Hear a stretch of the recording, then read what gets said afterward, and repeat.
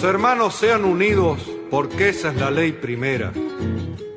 Tengan unión verdadera en cualquier tiempo que sea, porque si entre ellos pelean, los devoran los de afuera.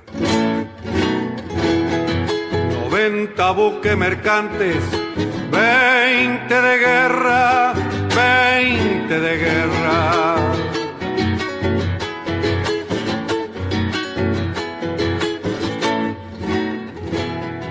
Vienen pechando arriba las aguas nuestras, las aguas nuestras.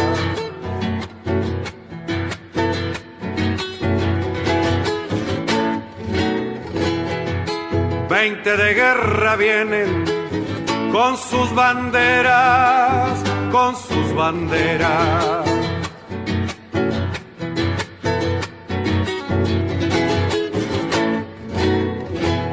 La pucha con los ingleses, ¿quién los pudiera? ¿Quién los pudiera? Que lo tiro a los gringos, Unigran 7, navegar tantos mares, venirse al cohete, que digo venirse al cohete. Buenas tardes, queridos oyentes. Con los acordes y el canto del triunfo, La Vuelta de Obligado, de Miguel Brasco y Alberto Merlo, interpretado por este último, hoy, 18 de agosto, damos comienzo al programa 260 de Obligados a Volver, programa que se transmite todos los miércoles y sábados a las 18 horas por nuestra página en Facebook, Obligados a Volver, programa radial.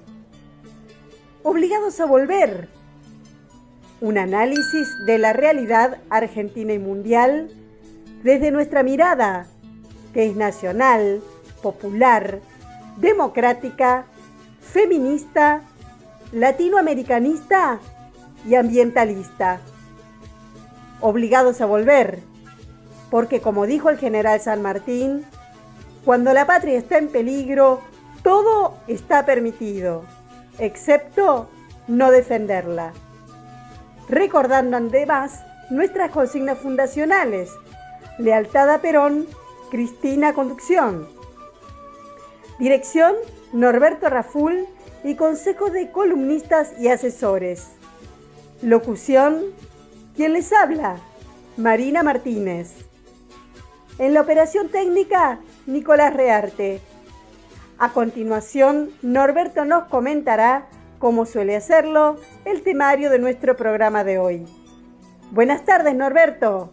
Buenas tardes, Marina. Buenas tardes a todos, todas y todes les oyentes de Obligados a Volver.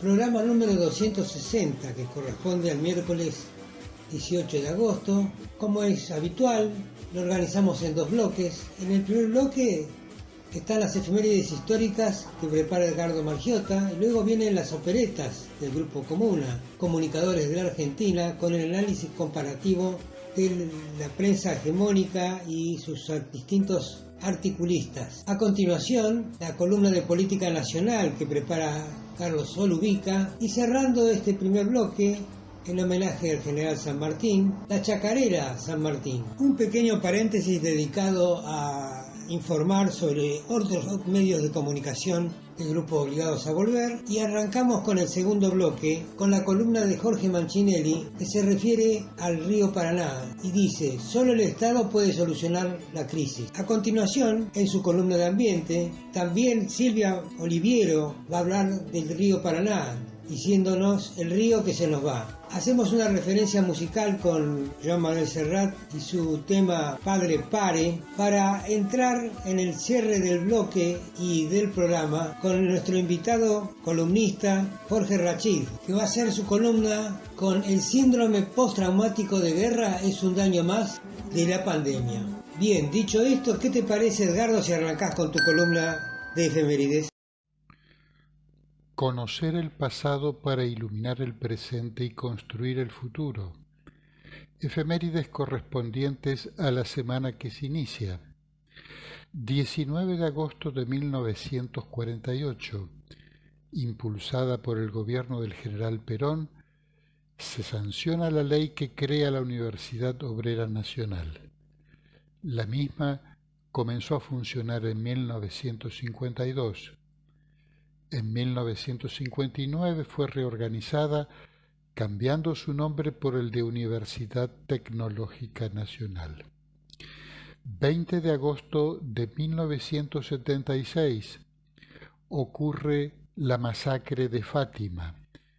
En el marco del terrorismo de Estado, aquel 20 de agosto, 20 hombres y 10 mujeres que habían sido secuestrados por fuerzas militares y policiales del primer cuerpo de ejército fueron apilados y dinamitados en Fátima, un pueblo de la provincia de Buenos Aires cercano a Pilar. 21 de agosto de 2003, el Senado convierte en ley la anulación de las leyes de obediencia debida y punto final, conocidas como las leyes de impunidad o del perdón, que impedían que los responsables de los delitos de lesa humanidad fueran juzgados. 22 de agosto de 1951 se realiza el Cabildo Abierto del Justicialismo convocado por la CGT. Una multitud proclama frente al Ministerio de Obras Públicas la candidatura de Eva Perón como vicepresidente para las elecciones a celebrarse en noviembre de ese año. Evita declinará su postulación el 31 de agosto de 1951. Hoy, el edificio del Ministerio de Obras Públicas exhibe en sus fachadas, por iniciativa de Cristina, 2 retratos de Evita realizados mediante estructuras de hierro. 22 de agosto de 1972. Se produce la masacre de Trelew. 16 integrantes de distintas organizaciones armadas fueron asesinados en la base Almirante Sar. A modo de escarmiento por la fuga de otros prisioneros días antes, el 22 de agosto, 19 prisioneros fueron sacados de sus celdas a las 3:30 de la madrugada. Mientras se encontraban de pie con la vista puesta en el piso, tal como se les había ordenado, fueron fusilados y ametrallados a quemarropa. Solo 3 sobrevivieron y fueron los encargados de contar la verdad, ya que la versión oficial del suceso indicaba que se había producido un nuevo intento de fuga. Los 3 sobrevivientes fueron asesinados por la dictadura del 76. 23 de agosto de 1812, el ejército patriota a las órdenes del general Manuel Belgrano se retira de Jujuy en dirección a Tucumán en lo que se conoce como el éxodo jujeño. 23 de agosto de 1962, es secuestrado y desaparecido Felipe Vallese, miembro de la Juventud Peronista y delegado de la UOM. Felipe Vallese, presente, ahora y siempre. Continuando ahora con nuestro programa, vamos a escuchar un repaso a los comentarios políticos de la prensa hegemónica. Las operetas al 15 de agosto que prepara Comuna, comunicadores de la Argentina. Euforia editorial por la foto que tapa la película. La prensa opositora usa a fondo, como es de esperar, la publicación de la fotografía del festejo en Olivos en julio del 2020. Anticipa cálculos sobre el impacto en las próximas elecciones legislativas y todavía más, dicta sentencia hacia el 2023, pues llega a afirmar que la reelección del presidente quedó frustrada. El hecho le sirve para la estrategia de desacreditar al gobierno en toda la línea, empezando por la vacunación. Los relatos editoriales venían bastante desmañados. La oposición no tiene una palabra para hablar de la economía y las maniobras sobre vacunas venenosas, falta de dosis y operaciones deficientes mostraban poca efectividad. Varias notas se encaminaban a instalar la idea de una votación con ausentismo elevado por desánimo, rechazo y o apatía ante la clase política. Pero el sonoro episodio en la Quinta de Olivos repuso energías, más aún con la expectativa de más imágenes, fotografías o videos que parecen serán mostradas a medida que se acerque la cita electoral. Lo saborean varios articulistas de Clarín, La Nación e Infobae, que coinciden en enmascarar la expectativa como temor oficialista. La unanimidad de la ofensiva es, como en ocasiones anteriores, muy compacta y abarca todos los tonos del amplio dispositivo del relato opositor que va de columnistas pensantes y atildados a los brutales que escupen odio en cámara, pasando por animadores, animadoras, artistas y famosos de ocasión. Juana y Van der Koy, Viñaski el filósofo y el Dipi, Feynman y Tenenbaum, Canosa y Morandini, Kirchbaum y el surfer huidizo del 2020, Morales Solá y La Nata, y una larga lista de militantes de la más diversa calaña se anota en esta cruzada que incluye reclamos al gobernador Kicillof para que sancione al presidente como Amaru Botana, ya que Olivos queda en la provincia de Buenos Aires. Que la foto impacte en el resultado electoral, anhela Jacqueline en La Nación. Que los moderados se vuelquen a la oposición, reclama Moreno en el mismo diario. Que el Frente de Todos no logre obtener los votos propios, clama Van der Koy en Clarín. Que nadie vote a un mentiroso, grita Tenenbaum en Infobae. En especial Clarín se enfoca en el 2023. Así como estuvo entre los primeros en hablar del proyecto de reelección de Alberto Fernández, tachándolo como insólito, el jefe de redacción Kirchbaum le dice ahora que se olvide. Ya venía haciéndolo todo mal en todas las líneas de acción. Temeroso, como toda la derecha, al aprecio ciudadano, a la política sanitaria, dictamina el domingo 15 el plan de recuperar terreno con las vacunas ha quedado manchado. No es que haya sido original. El sábado ya lo había escrito un subordinado suyo, Abascal. En la misma línea, Tenenbaum dice que el presidente perdió su herramienta principal hacia el 2023 y, entusiasmado centrista, pide que Kicillof lo multe y, de paso, también a la vicepresidenta por otras actividades. Este redactor, junto con Lechmann y Strumiger, también de Infobae, y los Viñaski y Fioriti de Clarín, coinciden en la expectativa por la aparición de más imágenes a medida que se acerca la votación. También recuperó fuerzas el anhelo de ruptura en el Frente de Todos, que, según estos relatos, ya se había roto antes, pero ahora parece que sí. Hay cisma, dice Clarín, y está la ira de Cristina Kirchner, y hay intrigas y facturas, todo atribuido a fuentes anónimas, como es costumbre. Para cumplir la orden de presentar a la coalición gobernante sumergida en el caos final, ningún redactor osa recordar algún principio del oficio periodístico, pero hay quienes quieren el primer premio, como la redactora Yasten Blanqui de La Nación, quien el domingo publica una nota llena de declaraciones textuales de otro funcionario, otros asesores, un importante miembro del gabinete, un estrecho colaborador, otros componentes del oficialismo y hasta un importante consultor. En fin, estas groserías parecen indicar que el despliegue quiere ocultar que aún es prematuro medir las consecuencias de los hechos en Olivos y que no está claro que el dispositivo opositor pueda embolsar las ganancias. Eso explica la encuesta a todo vapor que Clarín supuestamente encargó y que supuestamente realizó Management and Fit a 1.200 personas entre viernes y sábado con datos procesados a velocidad de récord mundial para que estuvieran listos para la edición del domingo.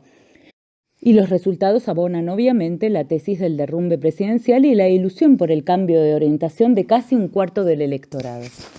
La publicación de la imagen en Olivos aplastó desde el jueves los habituales despliegues mediáticos en clave opositora. Pero antes de eso, Clarín ya había publicado 3 notas contra las vacunas y la vacunación, que se aplica la segunda dosis, sí, pero se aplica menos la primera, que salieron las dosis de Sputnik 2 del laboratorio argentino Richmond, sí, pero no se aplica ninguna. La palabra presidencial, que viene siendo atacada desde hace meses, había recibido una buena metralla también antes del jueves, por decir que la conexión a Internet debe ser asumida como servicio público. Van der Koy, Pagni y Morales Solá fueron los primeros en quejarse a nombre de las empresas que, tipearon sin sonrojarse, compiten libremente. También Pagni y Bonelli en Clarín se anotaron en la recordación al gobierno sobre que Estados Unidos quiere acaparar el negocio de la tecnología 5G en América Latina y le cerrará el paso a China. En los matices más extremistas del despliegue se mantuvieron en La Nación relatos y versiones que tiran la actualidad política 4 décadas y media hacia atrás. El redactor de Bedia publicó que hay señales negativas en el ámbito militar por la designación de Tayana en defensa. Señales, repitió, claramente negativas, y debates entre uniformados por el pasado político del ministro. Fue tal la brutalidad de este discurso, revisión del modus operandi de condicionamiento y derrumbe de los gobiernos democráticos, que hasta en el mismo diario hubo disidencia, nada menos que a cargo de Morales Solá. Tayana es un buen cuadro político. Se conoce su espíritu dialoguista, aunque tenga el defecto, tipió, de identificarse con el Grupo de Puebla. Todavía más. Dijo que su pasado militante será cosa de historiadores. Espíritu bonachón que tal vez el columnista quiera aplicar a sí mismo, si se recuerdan sus servicios de propaganda al Operativo Independencia en Tucumán y al terrorismo de Estado. En cambio, incapaz de toda sutileza, Bonelli fue a fondo el viernes en clave de guerra no tan fría. Sullivan, el enviado de Estados Unidos que estuvo en Buenos Aires hace 10 días, recordó al presidente el rechazo de Washington a Cristina Kirchner. Esto, mientras a Máximo se le conoce poco la voz y ninguna idea, y Axel Kicillof añora la vieja Rusia. La redacción es suficientemente confusa como para que sea imposible saber si eso lo dijo el enviado, si lo dictaron Kirschbaum y o Magneto, o si McCarthy les habló desde la tumba. Esto fue Operetas, Comuna, Comunicadores de Argentina, Facebook, Comunicadores de Argentina, Twitter, @ComunaRG.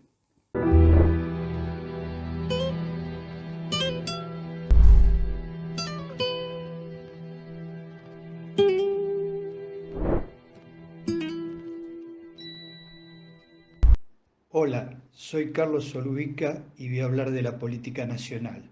En el momento de realizar esta grabación es el lunes 16 de agosto, pasadas las 17:30. En la última semana nos tiraron por la cabeza la foto de Alberto Fernández en una reunión social en Olivos con 10 adultos y una niña.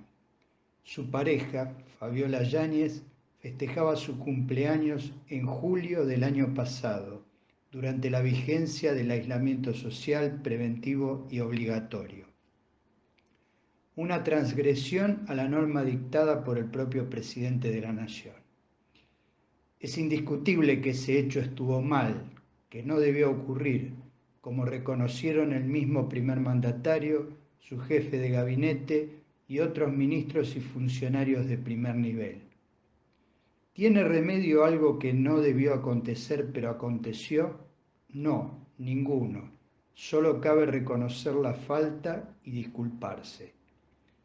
Todas y todos, en mayor o menor medida, habremos sentido bronca por este disparo en el pie de nuestro gobierno, que le sirvió en bandeja un argumento de campaña a la oposición carente de ideas y propuestas para ofrecer al electorado. ¿Afecta a la imagen presidencial la revelación de lo que ocurrió el año pasado? Sin dudas que sí. En manos de Alberto estará el recomponer su imagen con la gestión. ¿Afectará electoralmente a los candidatos del Frente de Todos? Nadie seriamente puede decir que lo sabe. En todo caso, hagamos cada una y cada uno lo que corresponde para reducir el daño. En este sentido, me gustaría hacer algunas reflexiones para sortear la tentación de quedar enfrascado en un juego de réplica y contrarréplica con la oposición, que les serviría a ellos, o en el mejor de los casos, a ninguno de los dos. La antipolítica siempre está al acecho en estas circunstancias. Son todos iguales, podría decirse. Para tomar dimensión de las cosas. Los errores reales más graves, y pongo el graves entre comillas, que le pudieron achacar al gobierno nacional desde que asumió fueron 3. La imprevisión que, al comienzo de la cuarentena, derivó en largas colas de jubilados, jubiladas y beneficiarios de prestaciones sociales en general. la vacunación de un grupo reducido de personas por fuera de las prioridades establecidas por las autoridades y la reunión social en Olivos. Los dos primeros hechos detonaron la salida de Alejandro Vanoli y de Ginés González García. Por el tercero, la oposición pide el juicio político al presidente de la Nación, solo como recurso para mantener el tema en la tapa y los títulos de sus medios de prensa amigos. Así como no soy partidario de hacerle el juego a la oposición entrando en una discusión estéril, tampoco suscribo la técnica de la autoflagelación. A lo hecho, pecho. Hablamos de una foto tomada hace más de un año atrás. Alguien misteriosamente encontró o guardó esa foto para utilizarla en el momento justo. Aunque me molesta el error de Alberto, no me preocupo tanto porque pienso que si no tenían la foto, hubiesen inventado cualquier otra cosa para ensuciarlo y llevar la campaña electoral al terreno que más les gusta como buenos chanchos que son, el barro. Una semana antes lo intentaron con Florencia Peña y las supuestas fiestas sexuales en Olivos. Claro, en el caso que nos ocupa fue un acontecimiento real, pero ¿acaso no mantuvieron largo tiempo en las noticias la falsa reunión de Cristina con el juez Casanelo en Olivos, basada en dos falsos testigos? ¿Acaso no acusaron, encarcelaron, llevaron a juicio y condenaron a Amado Vudú por el testimonio de un militar retirado que escuchó de espaldas una conversación en un bar entre dos personas a las que no les vio la cara, y de un falso arrepentido que recibió un hotel boutique como pago de su falso arrepentimiento? ¿Acaso no mantuvieron procesados y al borde del juicio oral a varios funcionarios del gobierno de Cristina por la denuncia falsa de una diputada que fue con su tía a relevar precios de cunas en el 11? No quiero seguir, porque la lista de acusaciones falsas es larga y no terminaríamos más. Además, todas y todos las sabemos de memoria. Me voy a preocupar en serio si un día Alberto se enamora de Cristalina Georgieva y hace un arreglo ruinoso con el Fondo Monetario Internacional. O si en aras de ese arreglo acuerda un alineamiento automático con Estados Unidos. O si decide hacer un ajuste fiscal bajando sueldos de empleados públicos y jubilaciones. O si descubro que tiene cuentas y sociedades en paraísos fiscales. O si promueve un blanqueo de capitales para beneficio de sus familiares y amigos. O si me entero que es dueño de una empresa que tiene deudas con el Estado y decide condonarle esas deudas. O si promueve devaluaciones y fuga de capitales. O si renegocia contratos de concesión y aumenta tarifas por un interés personal. O si se hace amigo de los especuladores y revienta a las pymes. O si decide congelar salarios y abrir la importación de todo tipo de productos para bajar la inflación. O si le reduce el presupuesto y le quita el rango ministerial a las áreas de salud, de educación y de ciencia y tecnología. O si decide no abrir más hospitales ni universidades porque ya hay muchos. O si promueve créditos hipotecarios que terminan ahorcando a quienes se ilusionan con acceder a la vivienda propia. O si deja vencer vacunas en galpones. O si les saca los medicamentos gratis a los jubilados. O si manda a espiar a todas y todos los que considera opositores o una amenaza para su gobierno. O si habilita la represión a la protesta social y el gatillo fácil en las fuerzas de seguridad. O si decide hacer horario de oficina para no estresarse. O si se toma 3 meses de vacaciones por año. Mientras ninguna de estas cosas ocurra, voy a pasar página de un hecho que considero secundario frente a todo lo que se hizo bien y a lo mucho que todavía queda por hacer. Parece que, con la exitosa campaña de vacunación, estamos dejando atrás lo peor de la pandemia. Pero como dijo Cristina, ahora tendremos que hacernos cargo del muerto que nos dejaron.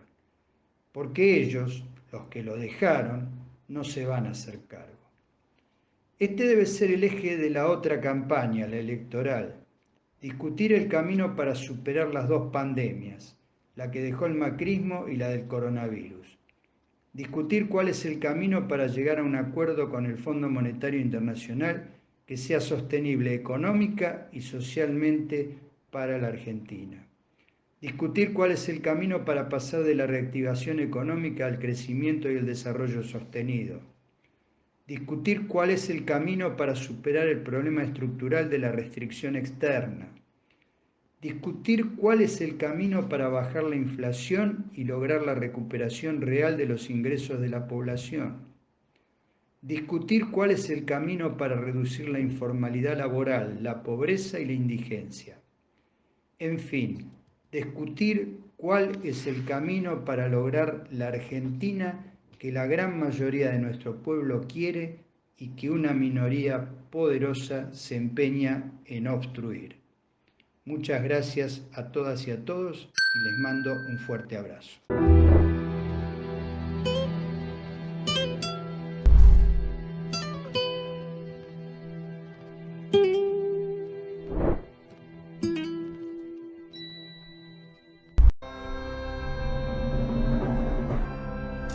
¡Seamos libres! ¡Que lo demás no importa nada! ¡Viva la patria! ¡Viva! ¡Viva la patria! ¡Viva! ¡Viva la patria!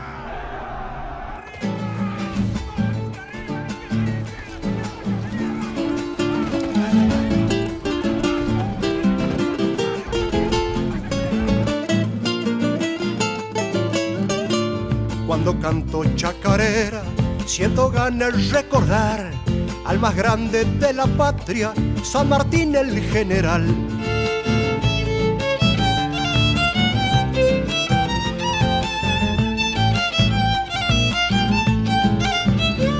Con su lucha y su coraje, él nos dio la libertad. Su visión fue siempre grande por su América natal.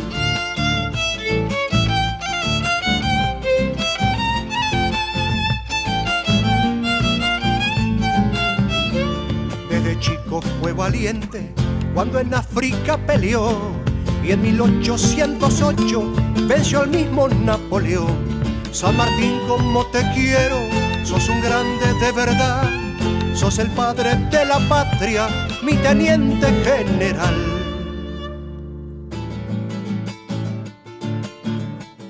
¿Qué tiene la chacarera? ¿Qué tiene que hace sentir?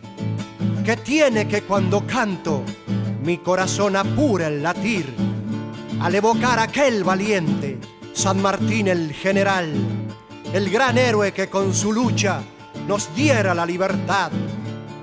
¿Qué tiene la chacarera que también me hace decir que allá en 1814 en Ciudadela formó un fortín para entrenar a sus soldados y al enemigo vencer, forjando así nuestra patria y las cadenas romper? Tu vida entregaste toda por un noble y gran ideal. Hiciste libre a la América con tu genialidad militar. Fueron siempre los mediocres los que envidiaron tu accionar. Los traidores y los cobardes te persiguieron hasta el final. Por eso cuando me acuerdo del teniente coronel, el orgullo inunda mi alma.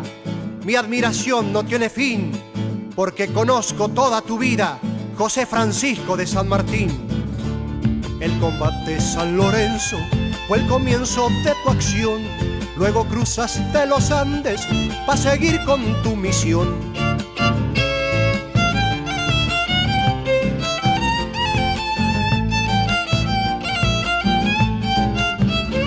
Ganaste allá en Chacabuco, también venciste en Maipú, liberaste el pueblo de Chile y también todo el Perú.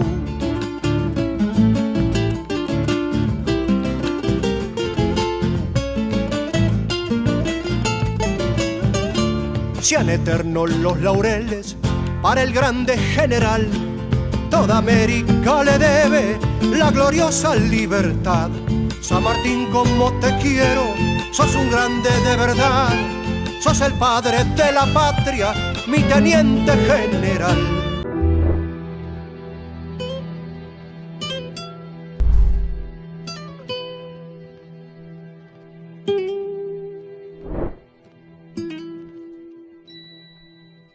Obligados a Volver se solidariza con Milagro Sala, injustamente detenida desde enero de 2016, y con todos los demás detenidos y perseguidos por el régimen macrista y sus cómplices del sistema judicial, por la pronta liberación de los presos políticos. Antes de continuar con Obligados a Volver, les invitamos a conocer todos nuestros medios de comunicación. Nuestras páginas en Facebook, Obligados a Volver, programa radial, y La Lealtad Política y Cultura, con informaciones e imágenes diarias de los temas tratados en el programa de radio. El grupo de Obligados a Volver, dispuesto para el intercambio de información y debate entre nuestros oyentes. También el rotativo de Obligados a Volver, un servicio cotidiano de noticias, arte, música y buen humor al que se accede adhiriendo a un grupo de WhatsApp. Les recordamos suscribirse a nuestro canal de YouTube Obligados a Volver, donde pueden consultar los programas ya emitidos y material audiovisual en varias listas de reproducción. Y seguimos sumando espacios para compartir con ustedes. Ahora también estamos de lunes a jueves a partir de las 21 horas comentando las noticias más importantes en un nuevo espacio llamado Comentarios Obligados. Los esperamos, como siempre, en nuestra página en Facebook, Obligados a Volver, programa radial.